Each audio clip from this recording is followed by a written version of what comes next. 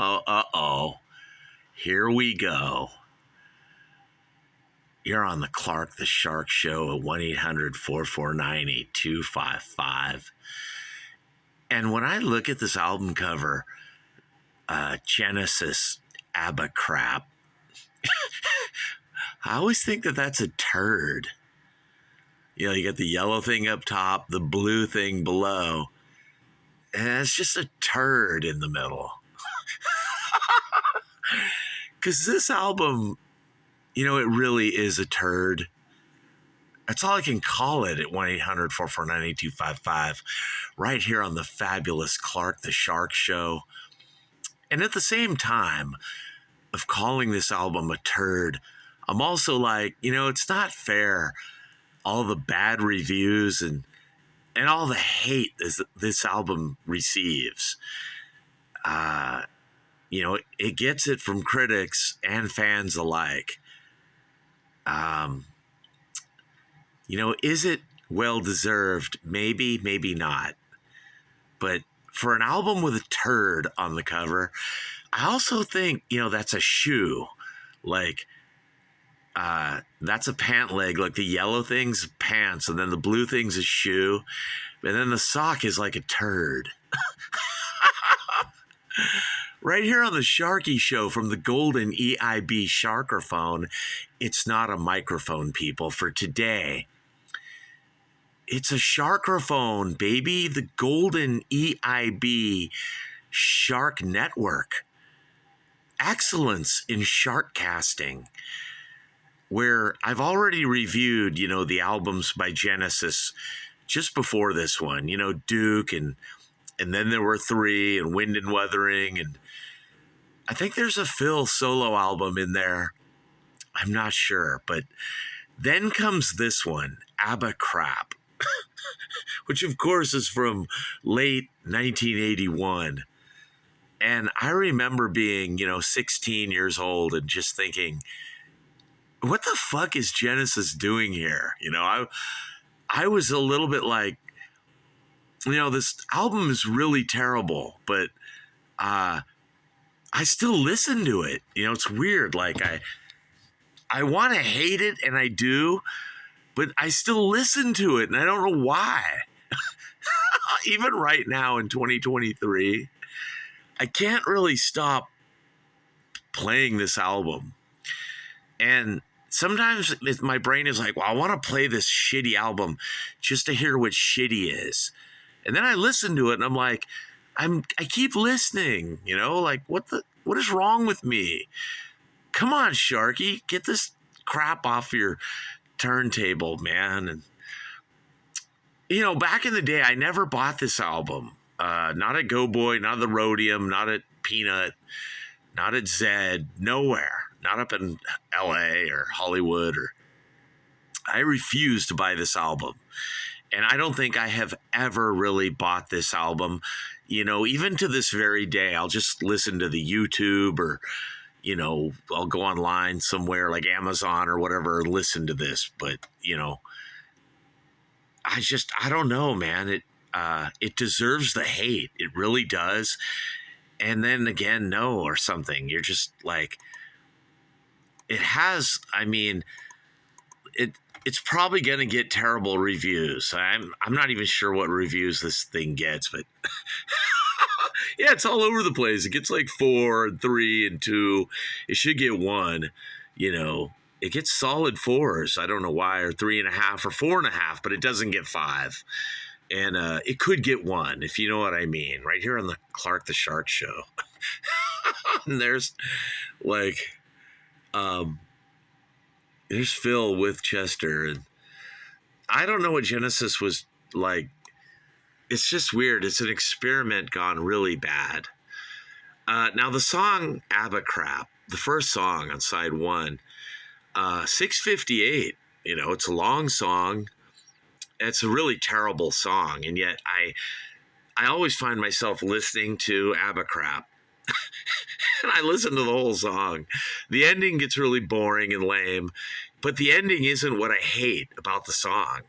The ending is almost what I like or something. Because I'm like, thank God this song is over. And yet I still keep listening to this, don't ask me why. And No Reply at All, of course, which, isn't a Genesis song. It's a Phil solo pop song. And yet it very much is Genesis. You hear Tony Banks and Rutherford, and, the keyboards sound like Tony Banks. The bass is kind of jamming. You can tell it's Mike Rutherford. It's definitely a hit song all the way, in the top 10 on the charts of Billboard. No Reply at All, Genesis. Really shouldn't be a Genesis song. It's, it's a Phil Collins song, you guys. It's Phil solo. And then again, it isn't. It's definitely Genesis. And as this album goes along, track 3, Me and Sarah Jane, just kind of a nondescript, random, I don't even know, there's just no quality to that song. It's by Tony Banks, but there's something about it I don't like. And yet it's one of those songs I listen to, you guys, and I can't stop listening or something. There's something wrong with me. And Keep It Dark, which is a horrible song, song number 4, Tony Banks song. I don't like it, and yet I listen to it. And I've actually listened to all of side 1, and then I want to listen to it again. So, like me, Clark the Shark, I'm just like a victim of pop music, like so many people. Now, this album, which goes so wrong and so bad, and could have been way better, it's almost like in its failure, I keep listening. It's kind of a failure like, albums by The Who. The ones, It's Hard and Face Dances, but then again, no, it's not. It's got bigger hits and catchier things on it, and yet you hate this album the same way you hate those 2 albums, and you're just like, get this crap off. It's so overdone and yet underdone at the same time. There's something about this album, Genesis, ABACRAP. It seems so cold in the middle and like it's a pie in the oven, and you take it out. No matter when you take it out, it's always still cold, and you just can't cook it, and it just won't cook. And eventually you just put it in the microwave, and then you eat it and it tastes like shit. And then you keep eating it. You don't know why. You're just you're just a victim of mass consumerism and just pure shit and crap here. Genesis, ABACRAP, whatever it's called. And of course, side 2 is one of the worst sides in music. It's got bad songs, but also has nondescript, boring songs. And Dodo Lurker, this little concept by Tony Banks of pop music dance, yet it's kind of prog or something, and you're just confused. And once again, like side 1, you keep listening. But I will guarantee you, people, that the next track, track number 2 on side 2, Who Done It, is guaranteed to be one of the worst songs in the history of all rock music. I'm not even joking around there. That song fucking sucks. Who Done It? It's by Phil Collins, but I think the whole band wrote it as a joke, where Genesis were like, let's try to be real bad. I mean, let's really suck on purpose and just write some crap. And believe me, you guys, Who Done It is crap. There is no redeeming quality at all to that song. And Man on the Corner is kind of like Who Done It, but whereas Who Done It is just pure shit. Man on the Corner is like a hit song. It's a Phil pop song all the way, and it's still pure crap, as crap can get. It's just garbage. And yet I listen to it then as now. Man on the Corner, Genesis. It's really not a Genesis song. It's Phil Collins solo all the way, you guys, but done through the lens of Genesis. Do do do do do do. I mean, I really hated this song in 1981, 82 when I was a young person hearing it, and I still hate it now, 100% equal as then. Man on the Corner. And yet, when I hear this on the radio, I listen to it, all 428 of it, and I I always listen to it, you guys. Maybe it's good and I don't know it. But like it or not, another one of those songs, it's just garbage or something, just it's by Mike Rutherford too. I'm like, Mike, what are you doing? Usually his songs are so good. This album is nothing like And Then There Were Three or Duke, the two albums before it, which are pretty good albums. On this album, Genesis just loses it. And then another record, the final song, very nondescript, very random, just garbage, crap. And yet I listen to it. I listened to this whole album for some reason. It's a very interesting album to me. And could it be because I'm just like, listening to this to see what absolute worthless shit sounds like. And my brain is like, now, Shark, avoid being like this album. Genesis, ABACRAP, 1981. With a turd on the cover, you guys. Like right here on the Clark the Shark show from the golden EIB Sharkerphone. The Wolfman Jack on crack. Me, Clark the Shark. That's right, people. Genesis, ABACRAP.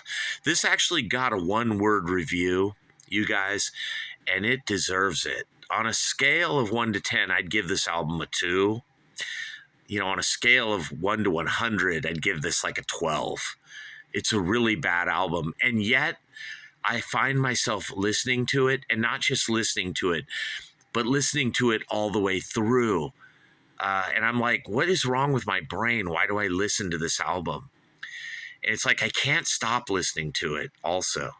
So somebody should email me at clayhagen@AOL.com and tell me what this condition is. Like, why are there crappy albums, that you listen to and you want to listen to them and you can't stop listening to them? Because there are good albums, or fairly good albums like Duke, great albums like And Then There Were Three that deserve to be listened to, and I actually get bored with those. And I go back to keep listening to this crappy, Genesis, ABACRAP. And I keep listening to it, you guys. What is wrong with me? And I think it's almost like Genesis when they recorded this with their producers and, the record label and management and, attorneys and publicists. They had a divine plan to get you to listen to crap and to get you to buy it. This is one of the biggest selling Genesis albums. And in some weird, twisted way, this is like Paul McCartney. It's really crappy. You hate it, and yet you still listen to it. Right here on the Clark the Shark Show, 1-800-449-8255. I'm Clark the Shark, and I just gave you this accurate review of this progressive, lame, dance hall, dance, drum beat, drum machine, crappy album. And yet you listen, you guys. I would, I want to hypnotize you and tell you, please stop listening to this crap because it sucks. But you're going to listen anyway because you always hear all these songs here on the radio, or, there's 3 big songs on the radio. And the rule, if an album has 3 good songs, it must be good, But in the case of this one, it breaks the mold, people, and it defies that usually rock solid concept for this album is not good. It isn't. There's very little redeeming quality in this album. And then after this, moving forward with Genesis and Phil Collins too, I would say the same thing, that just the interesting factor falls off greatly here with Genesis. Invisible Touch, crappy, different from this. And, those other albums too, We Can't Dance, which is much later. And all the Phil solo crap is just worthless. Right here on the Clark the Shark Show, 1-800-449-8255, where you just got a pretty accurate review of this album. I could be wrong. I could be right. I could be in the ballpark. I don't know. But you got it for what it's worth. I'm Sharky. And I'm confused and dizzy, too. And I want to get out of here. Get away quickly from Genesis, ABACRAP, at 1-800-449-8255 from the golden EIB Sharkerphone. I'm out of here, people. Peace.